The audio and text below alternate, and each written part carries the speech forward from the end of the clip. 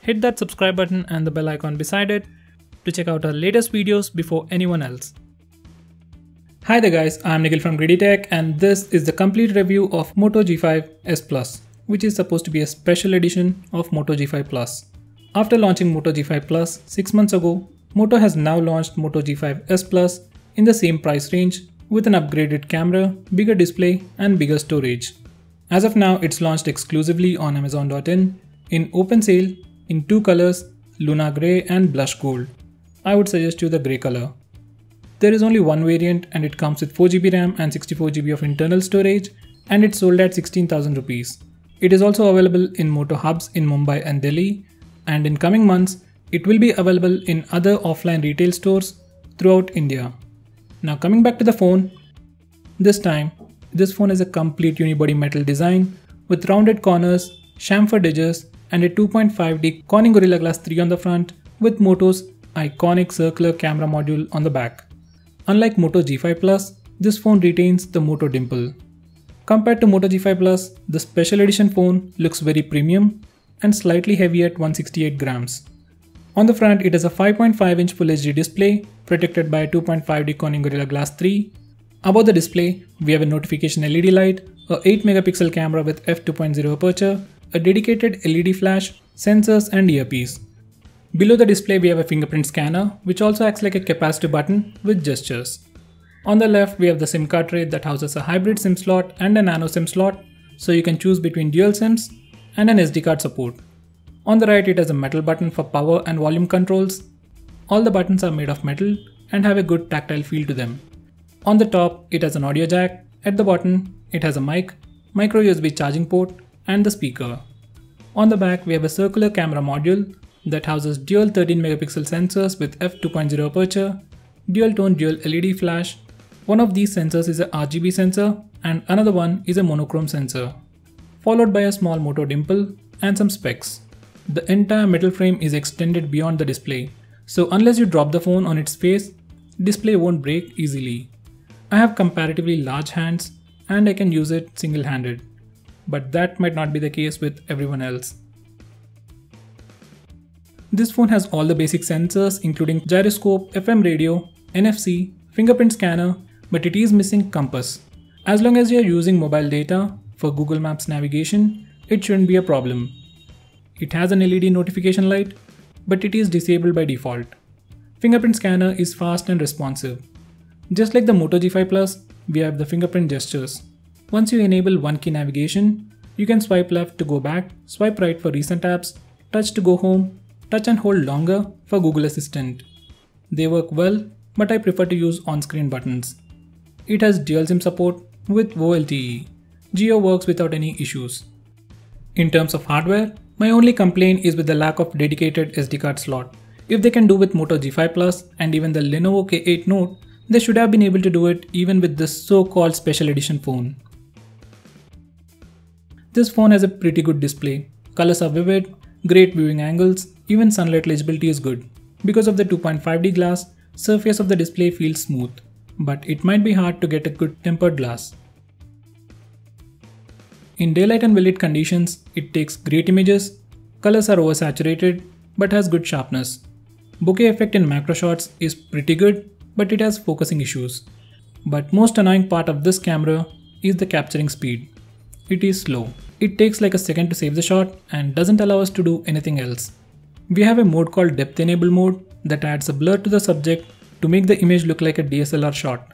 But in this mode, camera UI is slow, preview is all messed up, like on K8 Note, we can't change the aperture. Once again, capturing speeds are slow. It takes at least 2 seconds to capture the image. Now with all that said, end results are a hit or a miss, and the slow capturing speeds make it even more painful to use this mode. On the whole, it needs a lot of improvement. In low light, it takes bright images, but they are not sharp enough. Selfies are great both in low light and well-lit conditions. Using the rear camera, we can shoot video in 4K and in 1080p, it even stabilizes the footage. On the whole, it has good hardware, but Moto needs to improve the software and fix the bugs. I'll post a separate camera review, so stay tuned for that. This phone sports a Snapdragon 625 processor with Adreno 506 GPU, 4GB RAM and 64GB of storage. Out of the box, you'll get 2.8GB of free RAM and 52GB of free space for user apps and user data. This processor has 8 Cortex-A53 cores built using the 14nm manufacturing process. These are the benchmark scores. It's decently powerful, but it's known to be more power efficient. By the way, there are no heating issues. I was able to play all the high-end games with minimal lag and good visuals. Maximum temperature I've seen was 45 degrees. It was hot, but it's manageable. Even while charging it becomes hot and the maximum temperature is 43 degrees. For smaller apps like Phone Dialer, Google Play Store, launch time is super fast, but for bigger apps like Facebook, Instagram and games, you might see some delay. But once the apps are in memory, they open in a split second. On the whole, it offers good performance with no heating issues. Anything above 45 degrees is usually a problem. Out of the box, this phone is running stock Android based on Android 7.1.1 Nougat. According to Moto, it will get Android Oreo update by the end of 2017. Most of the OS is stock with some additional features like Moto Actions and Moto Display.